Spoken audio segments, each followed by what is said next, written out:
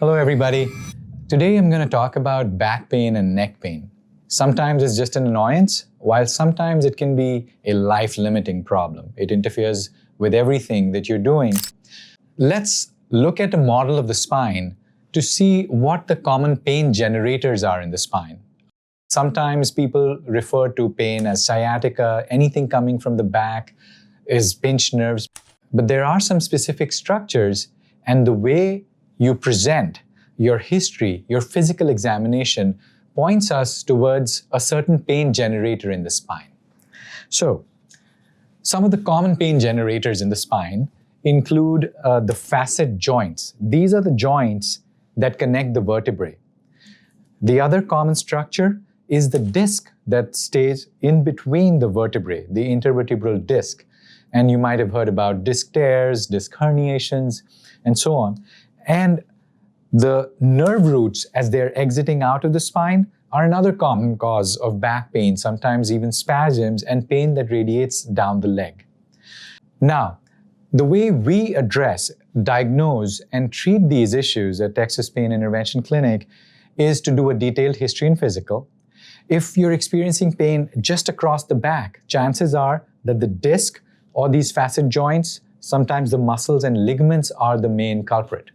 While if you're experiencing pain that radiates down the entirety of one or both legs, it could be related to degenerative disc changes, pushing on a nerve root causing pain to radiate down the legs. Sometimes that also produces pain in the back.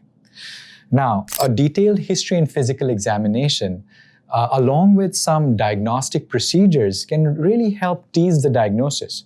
Back pain, tenderness when I see you over the facet joints, some provocative maneuvers reproducing your pain may point to the facet joints as the pain generator, in which case we do diagnostic testing and nerve blocks to really determine if in fact the pain is more joint related or more disc related, and then treat accordingly with injections, interventional treatments, things like physical therapy and rehab, and make appropriate surgical referrals with the right diagnosis. While pain that radiates down the distribution of a leg can be worked up with imaging modalities, but sometimes selective nerve root injections or epidural steroid injections can be very helpful with the diagnosis, as well as treating the pain for intermediate to sometimes even long term. One other culprit in the lower back is this SI joint, the joint that the sacrum makes with the pelvis, very commonly overlooked cause of low back pain. When it comes to the cervical spine, similar issues. The facet joints, very common culprit, especially if there's arthritis or if someone has sustained a whiplash injury or had an accident or a fall. The joints can be very painful. While the cervical spine also has the discs, and disc herniations could produce nerve irritation, causing pain to travel down the shoulder and arms. Referred pain from these joints can also travel into the shoulder and arms. So oftentimes, diagnostic nerve blocks and injections really help us get to the root of the problem so that we can tailor a more specific treatment plan for you.